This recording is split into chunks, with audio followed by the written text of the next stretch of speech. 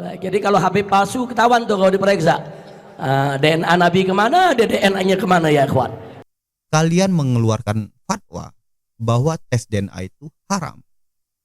Tingkah laku mereka yang membuat masyarakat itu tidak percaya bahwa mereka itu cucu Nabi Muhammad SAW. Biar tidak gagal paham, harap tonton sampai selesai. Jelas tidak? Nah sekarang kalau para sahabat bertabarruk, saya mau tanya yang ada di sini, mau tabarruk tidak?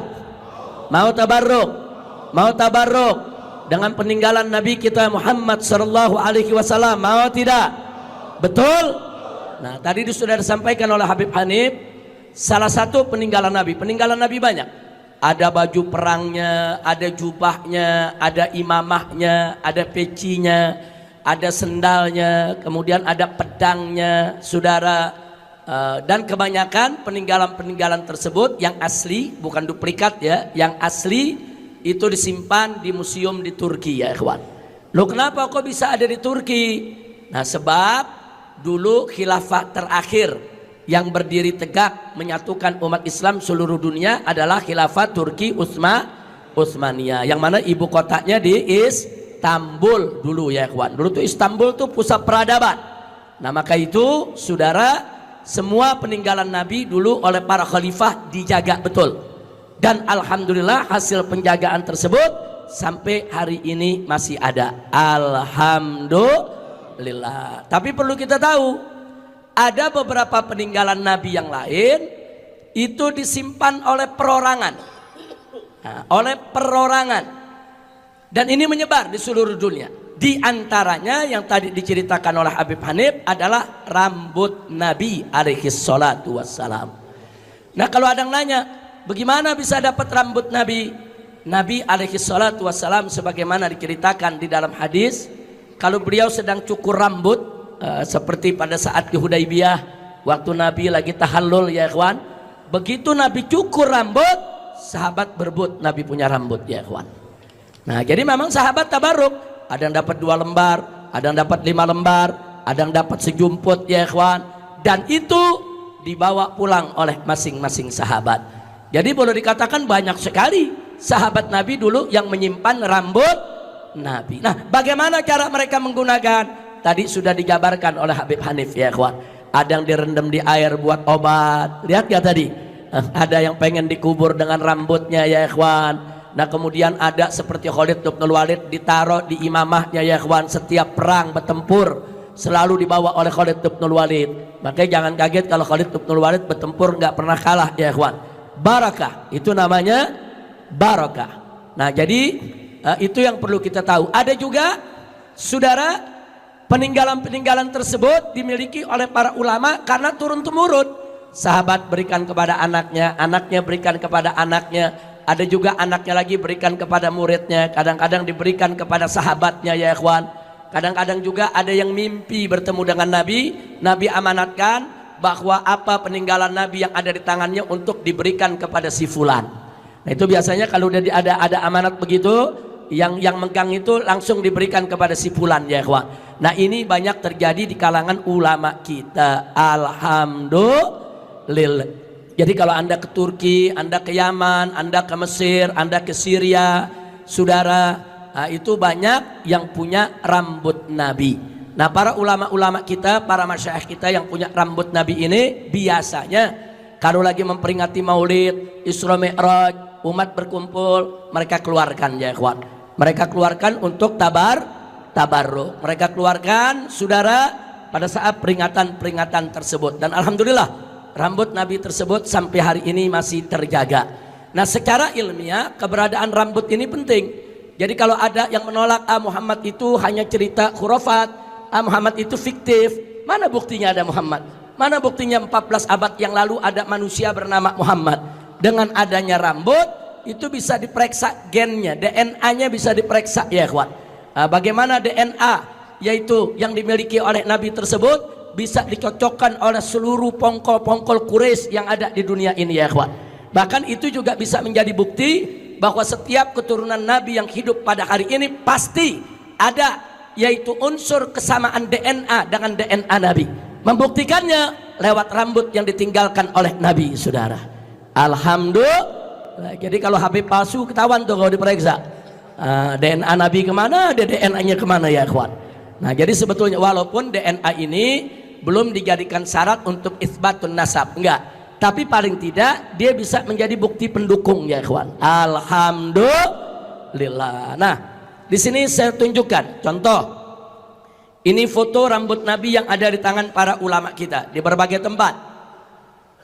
Nah kemudian ada yang bertanya, kok rambutnya panjang? Iya, rambut tersebut setiap 6 bulan 1 tahun sekali terus memanjang ya kawan. Nah jadi kalau dia manjang nanti dipotong 2 saudara, nanti manjang lagi ya kawan, sehingga tidak habis-habis untuk dia turun temurun dimiliki oleh para ulama. Nah ini satu ikat ini bisa ada puluhan rambut ya kawan. Ini salah satu yang dimiliki oleh ulama di Madinah. Kemudian ini juga dimiliki oleh pihak yang lain, ulama yang lain. Kalau yang tadi ditaruh di botol, di atas botolnya ada penjepitnya, jadi dia punya rambut terurai ke bawah, botolnya bulat ya kawan. Nah kalau yang ini ditaruh semacam kotak kayak akuarium, di bawahnya ditaruh itu ada bulu ya kawan, kemudian ditaruh rambut kita punya Nabi. Nah ini ada beberapa puluh lembar, yang tadi lebih banyak. Nah ini dimiliki oleh beberapa ulama masyaikh di Madinah, saudara, begitu juga di Mekah, bahkan di Yaman, di Mesir, di Emirat, di Dubai, saudara, di mana-mana banyak yang memiliki rambut tersebut.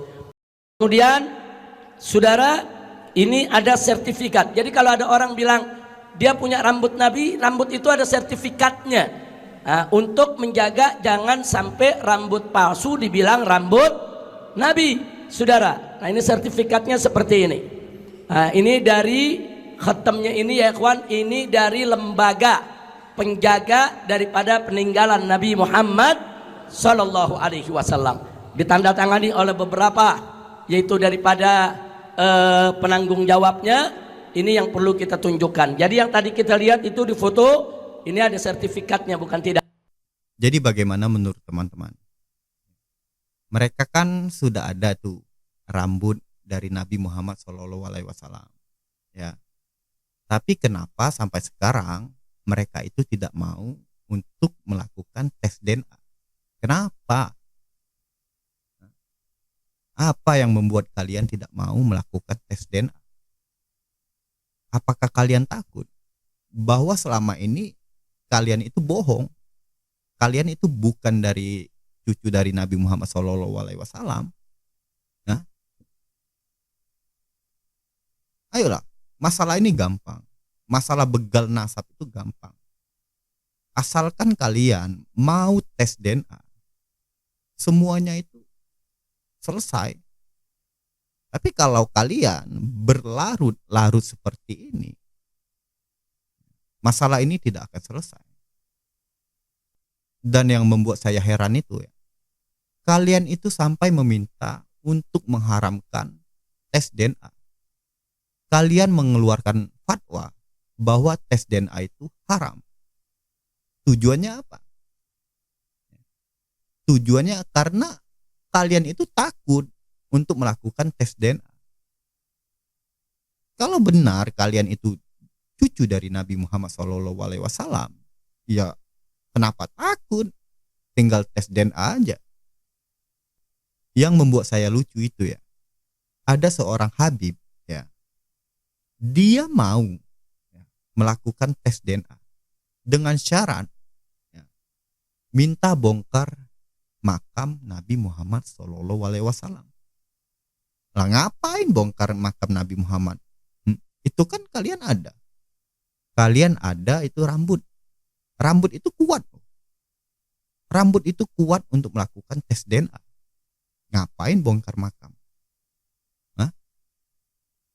Dan yang membuat saya tercengang itu ya, Habib ini ya, bilangnya, ya ngomongnya itu sangat kasar. Dia bilang begini, yang meminta tes DNA, kalian harus tes DNA juga. Apakah kalian itu anak haram atau bukan? Wah, gila itu. Ya sebenarnya gampang lah. Masalah nasab ini sangat mudah ya. sangat mudah untuk kita selesaikan. Dengan catatan mereka harus siap untuk melakukan tes DNA. Karena masyarakat itu untuk meminta bukti bahwa mereka itu benar cucu dari Nabi. Ya, kenapa masyarakat itu minta bukti? Ya karena tingkah laku mereka.